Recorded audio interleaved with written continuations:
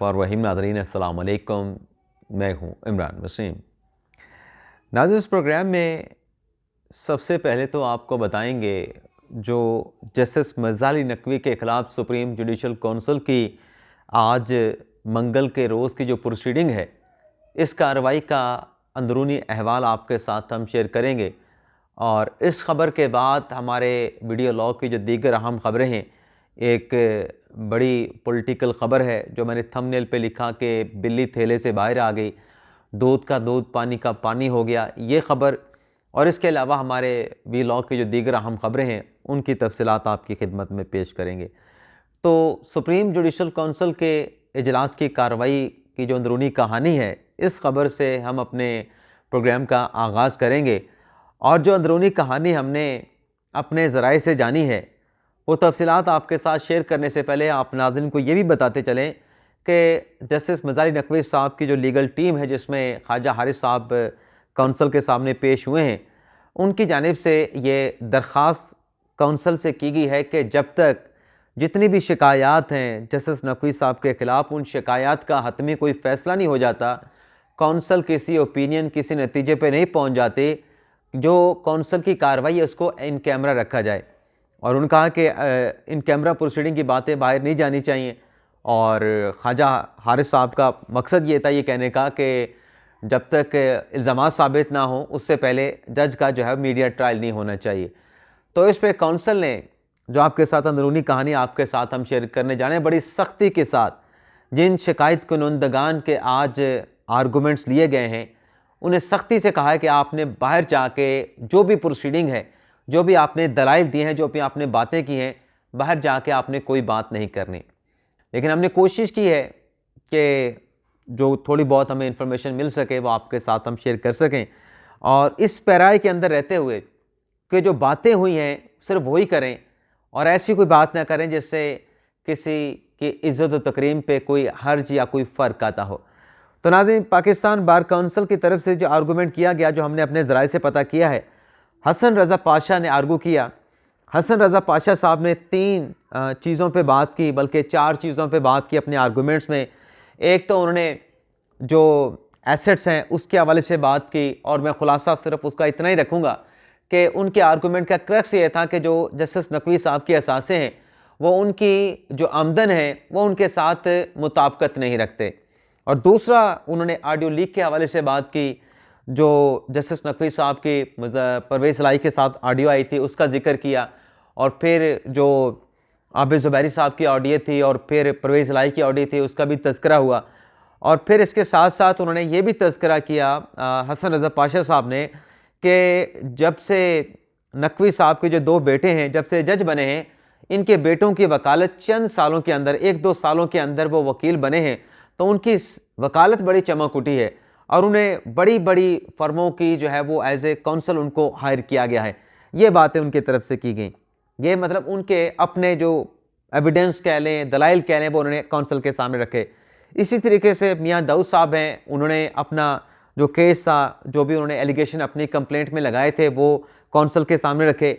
और बाकी जो कंप्लेनेंट्स थे, जिसमें इस्लामाबाद हाई कोर्ट बार की कंप्लेंट है, बाकी बार काउंसिल की कंप्लेंट है, उन्होंने भी अपने तय जो उन्होंने अपने शिकायत में बातें लिखी थी उनके हवाले से काउंसिल के सामने आर्गू किया।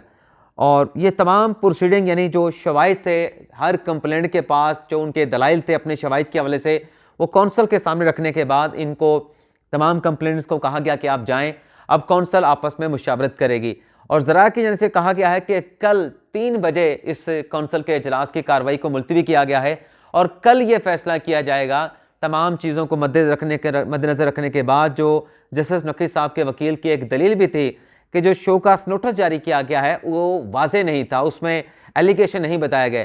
तो कल इस बात का फैसला होगा कि आया कि नया शो ऑफ नोटिस नकवी साहब को जारी किया जाना है या नहीं जारी किया जाना, इसका फैसला कल के इजलास में होगा। लेकिन कल की प्रोसीडिंग तो ऐसे है कि ये मुसलसल तीसरे रोज़ जुडिशल काउंसिल की कार्रवाई होगी। 20 को शुरू हुई, आज 21 और कल 22 तक जो है वो काउंसिल की कार्रवाई को ले जाया गया है। तो लग ऐसे रहा है कि रोज़ाना की बुनियाद पे ये जो शिकायत हैं जस्टिस नकवी साहब के खिलाफ, इनको प्रोसीड किया जाएगा। बज़ाहिर 3 दिन की कार्रवाई से, 2 दिन की कार्रवाई से क्योंकि तीसरे दिन तक ली जाएगी है, ऐसे लगता है कि इसी तरीके से आगे बढ़ाया जाएगा।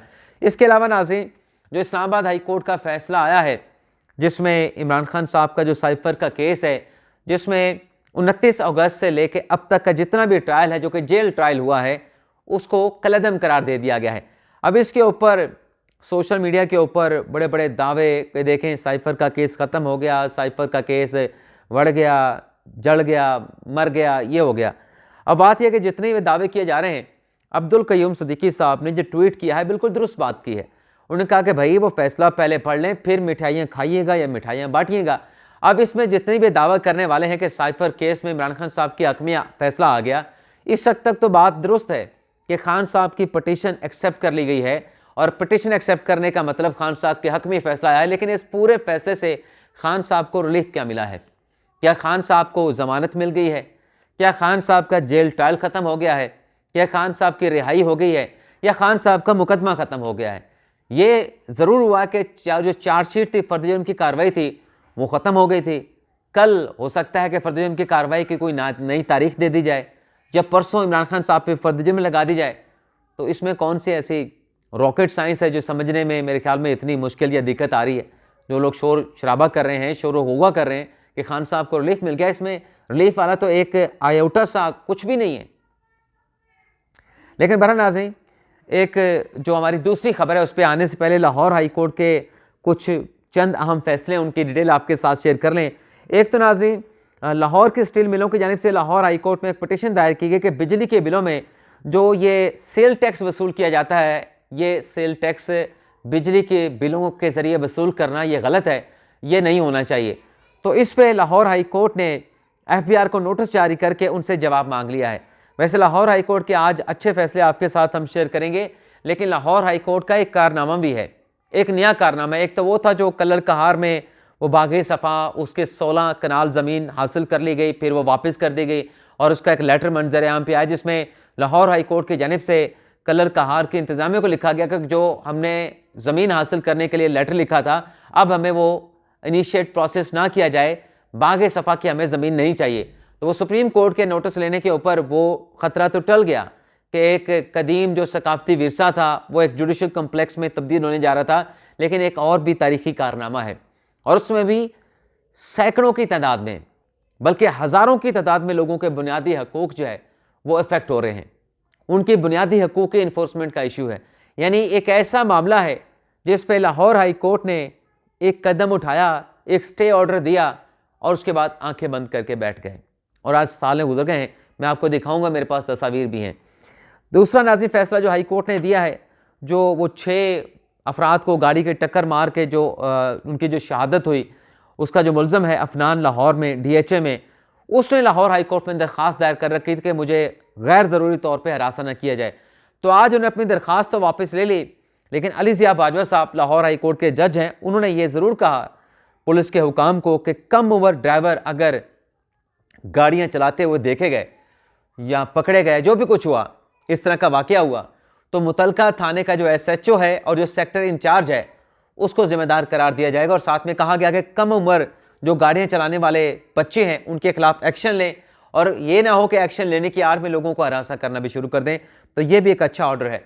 इसके अलावा एक तीसरी लाहौर हाई कोर्ट में जो समाअत हुई है वो दरख्वास्त है लाहौर हाई कोर्ट में आर्टिकल 62-63 की इम्प्लीमेंटेशन के हवाले से कि इलेक्शन होने जा रहा है, लेकिन अभी तक इलेक्शन कमीशन की जानिब से ऐसे तमाम लोग जो डिफ़ॉल्टर हैं, जिन्होंने बिल अदा नहीं कर रखे, जो टैक्स अदा नहीं करते, जो डिस्क्वालीफाई हैं या और उनकी ऐसी चीज़ें हैं कि वो इलेक्शन नहीं लड़ सकते, उनकी फहरिस्त है। जिन्होंने कर्जा हासिल कर रखा है, इलेक्शन कमीशन ने अपनी वेबसाइट पर जारी नहीं की।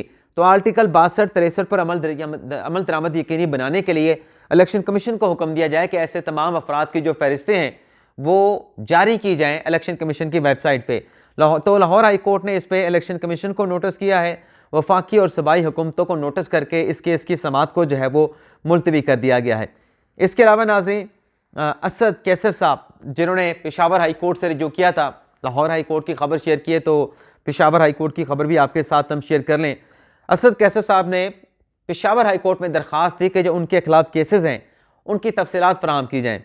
आज पेशावर हाई कोर्ट का 2 रुकनी बेंच, जिसमें जस्टिस इश्तियाक इब्राहिम साहब और साहबजादा असद साहब शामिल थे। उन्होंने केस की समाअत की और कहा गया वकील की तरफ से कि असद कैसर के खिलाफ दर्ज किए गए मुकदमात की तफसीलात हम चाहते हैं ये हुक्म दिया जाए। तो इस पर जो सरकारी वकील थे उनकी जानिब से कहा गया कि ऑलरेडी पहले भी असद कैसर साहब को जो केसेस उनके खिलाफ दर्ज हैं उनकी डिटेल दी जा चुकी है, लेकिन अगर अदालत दोबारा हुक्म देती है तो अगर जो अपडेट लिस्ट है उसके लिए वक्त दे दें। तो अदालत ने सरकारी वकील के मौके पे वक्त देते हुए जो समाअत है उससे 17 दिसंबर तक जो है वो मुलतवी कर दिया गया है। इसके अलावा नाज़रीन आप जाते हैं अब जो दूध का दूध और पानी का पानी हुआ है। नाज़रीन पिछले चंद रोज़ से आप ये ज़रूर देख रहे होंगे, बल्कि इस खबर पे आने से पहले इससे जुड़ी एक और ख़बर भी है। वो ख़बर नाज़रीन ये है कि मलिक आमिर यार वारन साहब जो कि कभी पाकिस्तान पीपल्स पार्टी में हुआ करते थे, फिर पीटीआई में कभी आज़ाद इलेक्शन भी लड़ा और मुझे अगर गलत नहीं हो तो शायद कभी नून लीग में भी शामिल रहे हों। अब मलिक आमिर यार वारन साहब ने पाकिस्तान तहरीक-ए-इंसाफ को खैरबाद कह के और 9 मई के वाक़े को जवाब बना के इस्तेकाम पाकिस्तान पार्टी में शमूलियत अख्तियार कर ली है। अब ये जो एक एक लोग टूट के इस्तेकाम पाकिस्तान पार्टी में जा रहे हैं उसी पे ये खबर है। सारा जो मुद्दा है वो इसी मामले पे है कि लोग टूट के इस्तेकाम पाकिस्तान पार्टी में क्यों जा रहे हैं। नाज़रीन पिछले चंद रोज़ से आपने नोट किया होगा कि बिलावल भुट्टो ज़रदारी साहब बड़े सख्त बयानात दे रहे हैं, ना सिर्फ मुस्तमिक नवाज़ के खिलाफ, नवाज शरीफ के खिलाफ, शहबाज शरीफ के खिलाफ, बल्कि मौलाना फजल रहमान के खिलाफ भी उनकी तनकीद या उनको हदफ तनकीद बनाया जा रहा है। अब बिलावल भुट्टो ज़रदारी साहब खैबर पख्तूनख्वा में जलसे भी कर रहे हैं और साथ साथ ये भी कह रहे हैं कि हमें लेवल प्लेइंग फील्ड नहीं दी जा रही और इलेक्शन साफ शफाफ हो, ये हो फला हो। आपने तमाम चीज़ें उनकी सुन रखी हैं, मैं सिर्फ खुलासा आपके सामने रख रहा हूँ। यानी टोटल क्रक्स ये है बिलावल ज़रदारी साहब का कि हमें लेवल प्लेइंग फील्ड नहीं मिल रही। अब ये लेवल प्लेइंग फील्ड क्या है, ये अब कैपिटल टॉक में मौजूद थे पीपल्स पार्टी के रहनुमा जो कि पहले पीटीआई में थे, नदीम अजमल चंद साहब, उन्होंने ये लेवल प्लेइंग फील्ड की बड़ी अच्छे अंदाज में तशरीह की है। जनाब ने कहा, नदीम अजमल चंद साहब ने, बल्कि उससे पहले तो बात हुई, वो एक क्लिप चलाया गया बिलावल भुट्टो ज़रदारी साहब का जिसमें वो कह रहे हैं कि मुझे वोट दें, मैं नौजवान हूँ, ये जो बुज़ुर्ग सियासतदान हैं इनको छोड़ दें, इनको वोट ना दें, इनको मुंतखब ना करें। तो इसे जो पीटीआई के वकील थे अपने जो वहाँ पे मतलब एनालिस्ट बैठे थे या उनके नुमाइंदा बैठे थे, वो बैरिस्टर गौर साहब थे। बैरिस्टर गौर साहब ने कहा कि बड़ी अच्छी बातें की हैं, ये जो पुराने सियासतदान हैं अब इनको सियासत से रिटायर हो जाना चाहिए, उनकी बात का खुलासा था। तो इस पर मुसद्दिक मलिक साहब ने कहा कि जनाब ये तो आपके जो लीडर हैं इमरान खान साहब, क्योंकि गौर साहब ये कह रहे थे कि नवाज शरीफ को मुखातिब करके बिलावल भुट्टो ज़रदारी करें, तो मुसद्दिक मलिक ने कहा कि नवाज शरीफ को 70 साल का नहीं, आपके लीडर इमरान खान भी 70 साल के हैं, ये उनके बारे में कह रहे थे। तो ये बहस होती रही। तो इसी बहस में एक सवाल हो गया जनाब जो है वो अपने नदीम अजमल चंद साहब से। इस पर फिर उन्होंने जो रिस्पांस दिया उसमें ये जवाब में उनकी ये बात भी शामिल थी कि देखें ये जो लोग पीपल्स पार्टी में आने थे उनको जो है ये Bilawal Bhutto Zardari level playing field की बात क्यों कर रहा है, वो इसलिए कर रहा है कि जो लोग इस्तेकाम पाकिस्तान पार्टी में जा रहे हैं वो पीपल्स पार्टी में आने थे। तो मैंने आपको कितने दिन पहले आपको बताया था कि दरअसल मामला ये है पाकिस्तान पीपल्स पार्टी, और ये फैक्चुअल बात है, हम कोई एलिगेशन नहीं लगा रहे, तवक्कुआत तमाम सियासी जमातों की होती हैं। पीपल्स पार्टी की एक्सपेक्टेशन ये थी कि जनूबी पंजाब से जो लोग पीटीआई से छोड़ के जाएंगे 9 मई के वाक़यात के बाद वो पीपल्स पार्टी में शामिल होंगे और दीगर इलेक्टेबल भी शामिल होंगे। और बाप पार्टी, बाप नहीं बैप पार्टी, बलोचिस्तान पर भी पीपल्स पार्टी ने नज़रें जमा रखी थी, लेकिन बैप पार्टी ने, बल्कि बैप पार्टी के हवाले से तो कहा जा रहा था कि पीपल्स पार्टी में वो जम हो जाएगी, लेकिन बाद में बैप ने कहा कि नहीं, हम अपनी जो अलहदा तशख़्ख़ुस है उसको बरकरार रखेंगे। तो एक वहाँ पे पीपल्स पार्टी को झटका लगा और फिर जो लोग टूट के जाने थे पीपल्स पार्टी में, जो पीपल्स पार्टी की अपनी एक्सपेक्टेशन थी कि हमारे पास आएंगे, वो इस्तेकाम पाकिस्तान पार्टी में जाने लगे। तो इस पर आज नदीम अजमल चंद साहब ने जो लबकुशाई की है तो उससे दूध का दूध पानी का पानी हो गया है कि ये लेवल प्लेइंग फील्ड वाली जो बार बार बात की जा रही है वो ये है कि पीपल्स पार्टी नाम नहीं ले रही एस्टेब्लिशमेंट का और टारगेट मौलाना फजल रहमान और नवाज शरीफ को किया कर रखा है कि ये लोग हमारे पास क्यों नहीं आ रहे, इन्हें हमारी सियासी जमातों में आना चाहिए था। लेकिन बात यह है कि जो जाने वाले वो कहते हैं कि हमने इतना क्रिटिसाइज पीपल्स पार्टी को कर रखा है, ना हम नून लीग की तरफ जाने की तरफ जा सकते हैं, ना पीपल्स पार्टी की तरफ जा सकते हैं, तो हमारे पास इस्तेकाम पाकिस्तान पार्टी का ऑप्शन मौजूद है। तो लिहाजा इसलिए हम वहाँ पे उस सियासी जमात की पनाह या उस सियासी जमात के साये तले इकट्ठे हो रहे हैं। इजाज़त चाहते हैं नाज़रीन, अल्लाह हाफ़िज़।